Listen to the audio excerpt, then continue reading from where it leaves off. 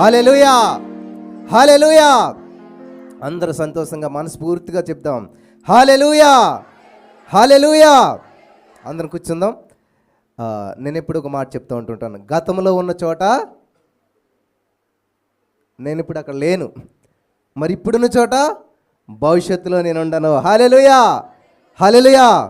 నేను మాత్రమే కాదు, నాతో నడిచే వాళ్ళు కూడా, మరి నేను ఎక్కడుంటే అక్కడ ఉంటారు కదా, మరి నేను భవిష్యత్తులో ఈ చోటు ఉండను. అంటే మీరు కూడా భవిష్యత్తులో ఇప్పుడు ఉన్న చోటని మీరు ఉండరు. హల్లెలూయా, హల్లెలూయా. నమ్ముతున్నారా? నమ్మిన వారు ఖచ్చితంగా స్వతంత్రించుకుంటారు. నమ్ముట నీ వలన అయితే నమ్మువానికి సమస్తము, కొన్ని సాధ్యమా? సమస్తము సాధ్యమే. హల్లెలూయా. కృపాక్షేమములు, కృపాక్షేమలు అనేది చిన్న మాట అనుకోకుండా శాలరీ అంటారు. శాలరీలో ఏముంటుంది? ట్రావెలింగ్ ఉంటుంది, హౌస్ రెంట్ ఉంటుంది, ఎవ్రీథింగ్ ఉంటుంది. అలాగే రక్షణ అంటే ఏంటంటే నీటిలో మునగటం అనుకోకుండా, రక్షణలో ఐశ్వర్యం ఉంది, ఆరోగ్యం ఉంది, సమృద్ధి ఉంది, అన్నీ ఉన్నాయి. దేవునికి మహిమ కలుగును గాక. హల్లెలూయా, హల్లెలూయా. నువ్వు ఒక గొప్పోడు కాదు, నువ్వే గొప్పోడు. హల్లెలూయా. చదివారు ఎప్పుడన్నాను? ఊజు దేశంలో యోబు ఒక గొప్పడా? యోబుకు మించినోడు ఎవడో లేడు. ఇంకా in the name of Jesus, నాకు మించినోడు ఎవడ ఉండకూడదు. అలాగని చెప్పి ఎదరం తక్కువ అంచనైతే మనం అందరం కూడా దేవుని బిడ్డలం. హెల్దీ కాంపిటీషన్ ఉండాలి తప్ప స్వార్థంతో కూడింది ఎప్పుడు ఉండకూడదు. ఎందుకంటే దేవుని యొక్క వాక్యం సెలవిస్తుంది ఏంటంటే, యోబు తన స్నేహితులను ఎప్పుడైతే దీవించాడో ఆయనకి 2 ఆశీర్వాదం వచ్చిందంట. ఇది సూత్రం. మనం దీవించాలి, దీవించబడుతూ ఉండాలి. మనం బాగుండాలి, అనేక మందిని బాగుని కోరుకోవాలి. హల్లెలూయా. నేను ఎప్పుడు అదే ప్రార్థన చేస్తాను. ఎప్పుడు ప్రార్థన చేసినా సేవకులు దీవించబడాలి, వాళ్ళ సంఘాలు విస్తరించబడాలి, వారు ఎక్కడ మహాసభలు పెట్టినా అనేక ఆత్మలు రక్షించబడాలి. ఆమేన్, హల్లెలూయా. ఎందుకంటే నువ్వు ఏదైతే పలుకుతున్నావో రేపు ఆ రోజున నీ జీవితంలో జరుగుతుంది. ఈ రోజున మా జీవితం ఇక్కడ ఉందంటే గతంలో మేము పలికాము. నిన్న పలికిన మాటలు ఈరోజు నేను అనుభవిస్తున్నాను. ఈరోజు నిన్న పలుకుతున్న మాటల ఫలితాన్ని నేను రేపు అనుభవిస్తాను. ఆమేన్. మీరేనంతే. నోటి ఫలం అంటే ఏంటి? అదే. మీరు ఏదైతే మాట్లాడుతున్నారో అది అనుభవిస్తుంటుంటారు. కాబట్టి మీరు మాట్లాడేది అంత నెగిటివ్ మాట్లాడి నా బ్రతుకింతే, నా జీవితం ఇంత అని మీరు అన్నారనుకోండి, నిజంగా అంతే అవుతుంది. అంతేకాదు, ఎంతో, హల్లెలూయా, నా లైఫ్ ఎంతో, నా బ్రతుకు ఎంతో ఉన్నతంగా ఉంటున్నది. ఆమేన్. ప్రణాళికను ఆల్రెడీ స్కెచ్ చేసేసాడు దేవుడు. అంటారు కదా, ఎంత స్కెచ్ చేసిందో నా కోసం ఆవిడ వేసింది కాదు, కానీ అసలైన స్కెచ్ వేసేసాడు నీ కోసం. మంచి భవిష్యత్తు, మంచి జీవితం, మంచి ఉన్నతమైన స్థితికి ఆల్రెడీ ప్రణాళికను వేసి సిద్ధం చేశాడు. నువ్వు స్ట్రగుల్ అవ్వచ్చు. యేసోపుకి వేసిన స్కెచ్ చూపించాడు దేవుడు. ఏంటి తెలుసా? నువ్వు గొప్పోడు అని చెప్పాడు. మరి ఎక్కడ ఉన్నాడు? గోతులు ఉన్నాడు, గుంటలు ఉన్నాడు, జైలు ఉన్నాడు. అదేంటి ప్రభువా, నువ్వు వేసిన స్కెచ్ ఏమైందంటే, ఏమీ కాలేదు, కంగారు పడకు, జర్నీలో ఉన్నావు, నువ్వు ఇంకా గోల్ రీచ్ అవ్వలేదు. హల్లెలూయా. ఈ రోజున మీ ఇంట్లో, మీ ఒంట్లో సమస్యల్లో, బాధలో, ఇబ్బందులు మీరుంటే జర్నీలో మీరు ఉన్నారు. It is not your goal. అది మీ గోల్ కాదు, మీ గమ్యం కాదు. హల్లెలూయా. అది మీ పర్మనెంట్ ప్లేస్ కాదు, టెంపరీ ప్లేస్లో ఉన్నారు. బస్సు ఎక్కిన వాళ్ళు ఏం చేస్తారు? టికెట్ అది ఏమంటారు, సీట్ లేదనుకోండి, ఏం చేస్తారు? కంగారు పడతారా? ఎంత 2 నిమిషాలు ఊపిపడితే నెక్స్ట్ స్టేషన్లో దిగిపోతారు. ఏం చేస్తారు? ముందుకు వెళ్ళిపోతారు. అలాగే ఈరోజు మీ జీవితంలో సమస్య, బాధ, ఇబ్బంది, వేదన అనుభవిస్తున్నట్లయితే కొద్ది కాలమే, కొంత సమయమే, ఖచ్చితంగా అది మిమ్మల్ని విడిచి వెళ్ళే సమయం ఆసన్నమైపోయింది. హల్లెలూయా. మీ సమస్యలకు ముగింపు పలికేటువంటి సమయం ఇదే. సమాధి చేయవలసిన సమయం ఇదే. మీ ఎంత ప్రేమించిన భర్త అయినా, ఎంత తండ్రి అయినా, ఎవరైనా ఏం చేస్తారండి? సమాధి చేస్తారు. ఇంట్లో పెట్టుకుంటారా? పెట్టుకుంటే కుళ్ళు కొంపు కొడుతుంది, ఎంత గొప్ప వ్యక్తి బాడైనా. అలాగే మీ జీవితంలో సమస్యలు అనేటువంటివి చచ్చిపోయాయి. ఎందుకని వెంటేసి తెలుసు, అందుకే కుళ్ళు కొంపు కొడుతుంది జీవితం.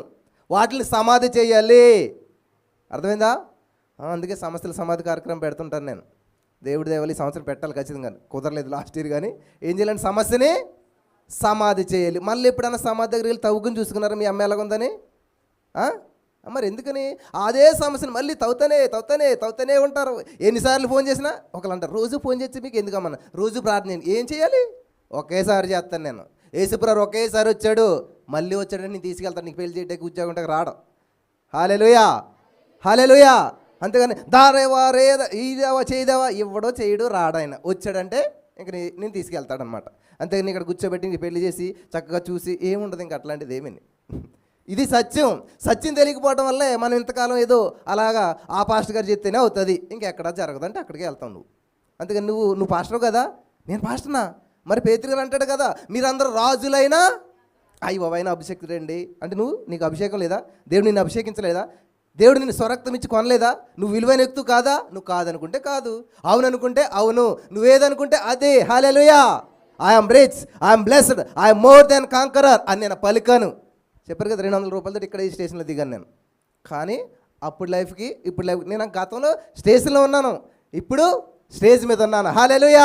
స్టేజ్ నుంచి స్టేజ్ మీదకి నడిపించిన దేవుడు స్టేజ్ నుంచి ఇంకెక్కడికైనా నడిపిస్తాడు, ఏ దేశానికైనా నడిపిస్తాడు. అది నా నమ్మకం, అది నా విశ్వాసం, అది నా vision. In the name of Jesus I'm believing, I'm receiving. నన్ను చాలామంది గతంలో, నేను ఆల్రెడీ కొన్ని చర్చిలకి వెళ్ళాను, అక్కడ కూడా కింద కూర్చున్నాను, సర్వింగ్ చేశాను, ఫుడ్ పంచి పెట్టాను, ఫ్లోర్ తుడిచాను, అన్నీ చూసిన వాళ్ళు చాలామంది ఉంటారు. ఈ రోజున కూడా చూస్తుంటారు. అప్పుడు వాళ్ళకి ఏమనిపిస్తుంది? నిజంగా దేవుడు నమ్మదగిన వాడు, జీవము కలిగిన వాడు. గతంలో ఉన్న చోట ఈయన అక్కడ లేడు, ఇప్పుడున్న చోట భవిష్యత్తులో కూడా ఉండడు. ఆమేన్. నీ విశ్వాసం పెరగాలి. ఒక సిచ్యువేషన్ ఎదురైనప్పుడు ఆ మనిషి ఎలాగ ప్రవర్తిస్తున్నాడో దాన్ని బట్టి నేను ఏం నేర్చుకోవాలి? వానపాము ఏమంటారు దాన్ని? ఎర్తవం అంటారు కదా, దాన్ని కట్ చేయండి, 2 ప్రయాణాలు చేస్తుంది. ఆ 2 అడుగులు కట్ చేయండి, 4. కానీ ఆగదు, ఎప్పటికీ ప్రయాణం కొనసాగుతూనే ఉంటుంది. హల్లెలూయా. మరి మీరు ఎందుకు ఆగిపోయారు? గతంలో నాకు ఎందుకు ప్రార్థించలేదు? గతంలో నాకు చర్చికి ఎందుకు రావట్లేదు? ఈరోజు ఒక సహోదరు వచ్చారు, నాకు చాలా ఆశ్చర్యం వేసింది. 12 గంటలకు చర్చ అంటే నాకంటే ముందు వచ్చింది ఫస్ట్ టైం. ఎందుకంటే అందరికంటే ఫస్ట్ టైం నేనే వస్తాను విశ్వాసాల కంటే ముందు. కానీ ఈరోజు నా రికార్డు మారింది. ఒక సహోదరి 11 గంటలకే ముందు వచ్చేసింది. మనకి ప్లేస్ ఇవ్వలేదు, ఇంకా నాకు వేరే సర్వీస్ జరుగుతుంది అనమాట. వచ్చేసి బ్రదర్ అంటే నా గుండె జల్లు మనదనమాట. ఎప్పుడన్నా వచ్చారా అలాగ? మీరు ఎప్పుడన్నా సర్వీస్కి ముందు వచ్చారా? అది ఆసక్తి. అంటే ఆసక్తి ఉన్నవాడిని ఏ శక్తి కూడా ఆపలేదు. నేను స్కూల్కి ఉన్న టైంలో 6వ తరగతిలో భయంకరమైన వర్షం వచ్చి మేము వెళ్తున్న దారులు పొలం గట్టుల నుంచి అనమాట, అన్నీ మునిగిపోయాయి అనమాట. అందరూ స్కూల్ మానేసి ఇంట్లో కూర్చున్నారు. మరి అప్పుడు గొడుగులు లేవు మాకు, పాలిథిన్ కవర్లు, మీకు తెలుసు కదా, ఇప్పుడు కవర్లు ఎట్టుకెళ్తారు. ఆ కవర్ని ఎత్తుకు పెట్టుకున్నాను, పుస్తకాలకు కవర్ చుట్టుకున్నాను. ఏది ఏమైనా సరే నేను వెళ్ళిపోయాను. నేను ఒక్కడే వెళ్ళాను స్కూల్ మొత్తానికి. హల్లెలూయా. అవన్నీ చూస్తాడు దేవుడు. ఎందుకు నేను ఇలాగ ఇచ్చించేస్తున్నాడు? ఎందుకని బ్రదర్ మీరు అలా ఫోన్ ఆన్ చేస్తే ఎవరొక డబ్బులు వేస్తుంటారు, ఎక్కడి దగ్గర నుంచి వస్తుంటాయి, ఇది కొనాలనుకుంటారు, అంతే సమకూర్తే. ఆశపడే ప్రాణాన్ని, నా ఆశ దురాశ కాదు, నా ఆశ మంచి ఆశ. దేవునికి స్తోత్రం కలుగును గాక. హల్లెలూయా. 10 మందికి ఉపయోగపడాలని ఆశ. హల్లెలూయా.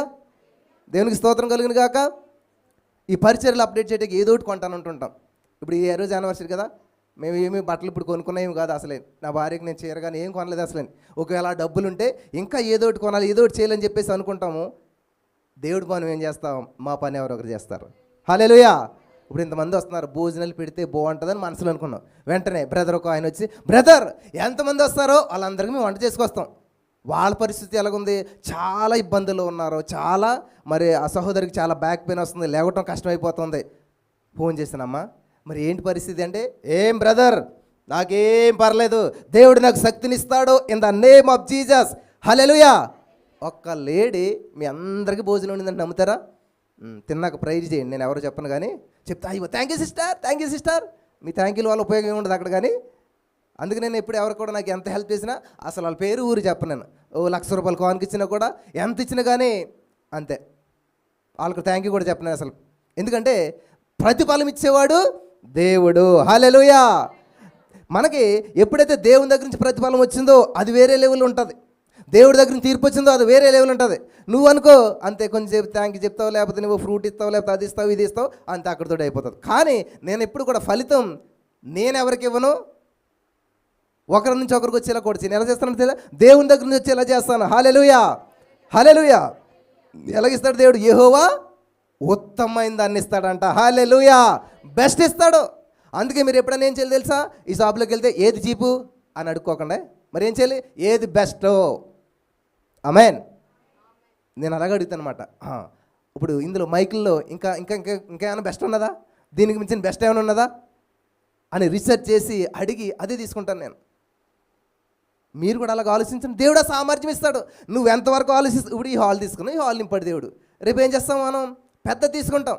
దేవుడు నాకు ఒక సేవకుడు ఫోన్ చేస్తాను, బ్రదర్ ఎవరో 7 ఎకరాలు మీకు ఇచ్చి వెళ్ళిపోతున్నారు. ఏంటంట? ఆయన ఇప్పుడే చెప్పాడు, ఎక్కడ 200 కోట్లు అంటే ఎకరం, అక్కడ ఎక్కడ కోకాపేటలోను. మరి మీకు 7 ఎకరాలు ఎవరు ఇస్తారో నాకు ఎందుకు, అది ఎవరిస్తారో ఎలాగిస్తారో అది నాకు అనవసరం. నమ్ముట నీ వలనైతే. మన దేవుడు నిన్న నేడు ఏకరీతిగా ఉన్నాడు. వాడు ఆయన మన దేవుడు మారని దేవుడు. కాబట్టి ఆయన బిడ్డ నువ్వు. యోహాను 1:12 ప్రకారం ఎందరు ఆయన యందు విశ్వాసం ఉంచారో నాకు అనవసరం, కానీ నేను మాత్రం ఆయన యందు విశ్వాసం ఉంచాను, నేను ఆయన బిడ్డనే. ఆకాశంతో జాన్తో కొలిచాడు ఆయన. ఆకాశం జాన్తో కొలిచినకి భూలోక రాజ్యంలో ఒక 7 ఎకరాలు ఎక్కడ చిన్నదే అని పెద్ద గొప్ప ఆయనకి. మీకు గొప్పే అంతో నువ్వు లెక్క వేసుకో, ఇంత లెక్క అనిపిస్తుంది. కానీ నేను లెక్క నేను ఏం చేస్తాను తెలుసా, ఏసే జాన్ చూస్తాను. ఏసే జాన్లో భూభాగం ఎంత ఉన్నది, అరే అసలు లెక్కేది, ఇది అసలు కనిపించట్లేదు. ఆయనకి సమస్య కాదు ఇది, అసలు ఆయనకి లెక్కే లేదు. ఆమేన్. కాబట్టి నీ దృష్టిలో నువ్వు చూడకూడదు. ఒక బిడ్డ ఆడుకోవటానికి కంటాలు అమ్మొచ్చి ఆడికి షర్ట్కి ఏదో వేస్తుందంట. వాడికి వచ్చి పిచ్చ కోపం వచ్చింది, అమ్మా నా షర్ట్ అంతా సైడ్ పెడుతున్నా, పాడు చేస్తానంటే, ఒరే నాన్న నీ కళ్ళతో చూడకరా, నా కళ్ళతో చూడు, నా పక్కన చూడంటే వాడి షర్ట్కి ఎంబ్రాయిడింగ్ చేస్తుందంట. ఎంబ్రాయిడింగ్ చేస్తుంటే ఈ పక్కన మంచిగా డిజైన్ కనబడుతుంది, వాడికి ఆ పక్కన చూతులకి ఎలాగుంటుంది ఎంబ్రాయిడింగ్. అవతలని చూడండి, గజిబిజి గజిబిజి గజిబిజి దారాలు కనిపిస్తాయి, అర్థం ఉండదు, ఏం కనిపించదు. అదే యువతలను చూస్తే అందంగా ఆకర్షణీయంగా కనిపిస్తుంది. హల్లెలూయా, హల్లెలూయా. కాబట్టి ఎబెనేజర్ అయినటువంటి దేవుడు మమ్మల్ని గతంలో నుంచి ఇప్పటి వరకు కాచి కాపాడాడు. యేసుప్రభువు వారు వచ్చేసి మా దగ్గరికి పలానా చోట మీటింగ్ పెట్టు, పలానా చేయి అని ఏమీ చెప్పలేదు. చాలామంది దేవుని చిత్తం ఏంటి కనిపెడతాం, ఏంటి దేవుని చిత్తం, దశమ భాగం ఇవ్వాలా లేదా, దానికి దేవుని చిత్తం ఏంటి అసలని ఆల్రెడీ రివీల్ అయిపోయిన దానికోసం మళ్ళీ నువ్వు కనిపెడతావు ఏంటి అసలని. నువ్వు అడుగు పెట్టు ప్రతి స్థలము నీదేనా? మరి వాక్యం ఉందా? వాక్యాన్ని పట్టుకోవటం మానేసి నేను దేవుని చిత్తం కోసం ఎదురు చూస్తాను, కనిపెడతాను. నువ్వు కనిపెట్టి జీవితాంతం అలా కనిపెడతాను అంటుంటావు. నువ్వు ఎప్పుడైతే పని చేస్తావో ఏమన్నాడు దేవుడు, శ్రద్ధ గలవాడు ఏలుబడి చేస్తాడు. హల్లెలూయా. కాబట్టి నువ్వు చేయాలి, నీ చేతి పనిని దేవుడు దీవిస్తావాడు. 1వ కీర్తన ఉంటుంది, అతడు. మరి నువ్వేమీ చేయకుండా నేను ఫలించాలి, అభివృద్ధి చెందాలంటే ఎలాగ అభివృద్ధి చెందుతావు? ఏం అభివృద్ధి చెందుతావు? ఏమీ చేయకుండా ఉండటంలో అభివృద్ధి చెందుతావు. అందుకే ఎప్పటికీ ఏమీ చేయవు అనమాట. మరి ఏం చేయాలి? యెహోవా ధర్మశాస్త్రం ఆనందించు, దివారాత్రం ధ్యానించు. అప్పుడు ఏం చేయాలంట? దేవునికి దగ్గరకు ఉన్నప్పుడు అప్పుడు అతడు చేయనిది అంతా కూడా అంతాను దేవుడు మాకు అది చేశాడు. ఏ మీటింగ్ పెట్టినా, ఏ ప్లేస్కి వెళ్ళినా, ఎక్కడ ఆన్లైన్లు పెట్టినా కూడా ఇప్పటి వరకు ఒక నెగిటివ్ రిపోర్ట్ కానీ ఒక ఫెయిల్ అవటం కానీ లేదు. ఎందుకని? కీర్తన గ్రంథంలో ఉంది కదా, అతడు చేయనిది కొంత అన్నాడు దేవుడు, అంతా. హల్లెలూయా. అంతా. దావీదంట కొల్ల సొమ్మును అంతా సమకూర్చుకున్నాడు, తిరిగి కోల్పోయింది అంతా కూడా. ఈరోజు నా ప్రియమైనటువంటి సహోదర స్నేహితులరా, దయచేసి గమనించండి. కొద్ది నిమిషాలు ఓపిక బట్టి మరి తొందరగా మీరు ముందుకు వచ్చి, యేసయ్య మా జీవితంలో ఇదిగో ఈ కార్యం చేశాడు, ఈ విధంగా నేను బలపడ్డాను, ఈ విధమైన అద్భుతాన్ని నేను చూశాను అని చెప్పి మీరు నమ్మినట్లయితే ఖచ్చితంగా ఎవ్వరు కూడా మీ హృదయం నుంచి దాచుకుని వెళ్ళిపోవద్దు. ఎందుకు చెప్పనా? లోపల పెట్టుకున్నారనుకోండి ఏమవుతుంది, బ్లూట్ అవుతుంది, లావ్ అయిపోతాం అనమాట. కాబట్టి మనం సన్నగా ఉండాలి, ఆరోగ్యంగా ఉండాలంటే ఏం చేయాలి? లోపల ఉన్నది కాస్త బయటికి పంపేసుకోవాలి. కాబట్టి మీ సాక్ష్యాన్ని ఎప్పుడైతే మీరు చెప్తారో అనేక మంది బలపరచబడతారు. హల్లెలూయా.